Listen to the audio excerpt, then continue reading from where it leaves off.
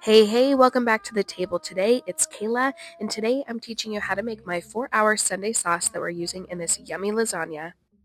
We're going to get started by browning 2 pounds of ground beef and 2 pounds of Italian sausage.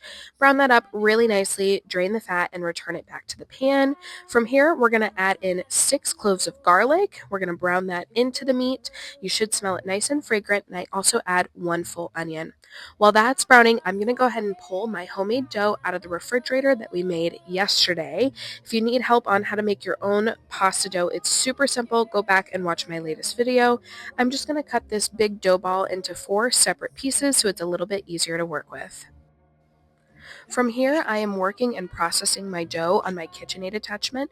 You could easily roll this by hand, cut and flatten by hand, or shape by hand.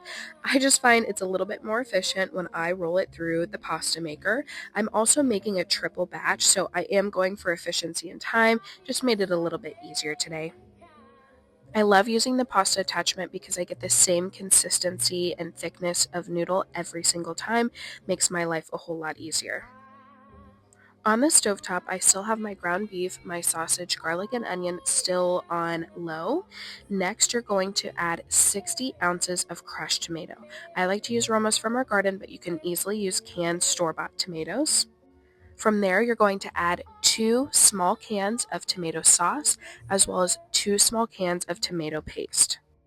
I then add 4 tablespoons of basil. I like to use dried basil. You can also use fresh. 2 tablespoons of oregano, 2 tablespoons of parsley, and 2 tablespoons of Italian.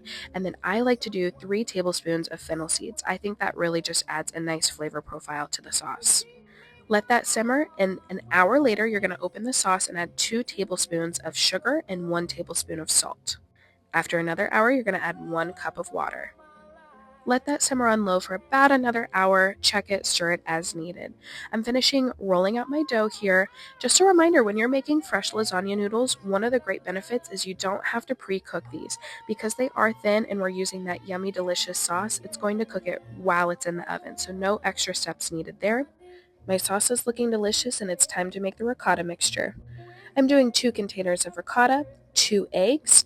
I'm adding a little bit of oregano and a bag of Parmesan cheese.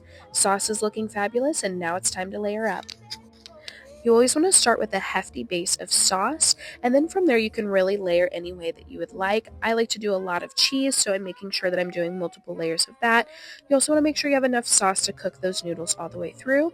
Once we get this layered up the way that we like, we're going to bake this in the oven covered at 350 degrees for roughly 50 minutes.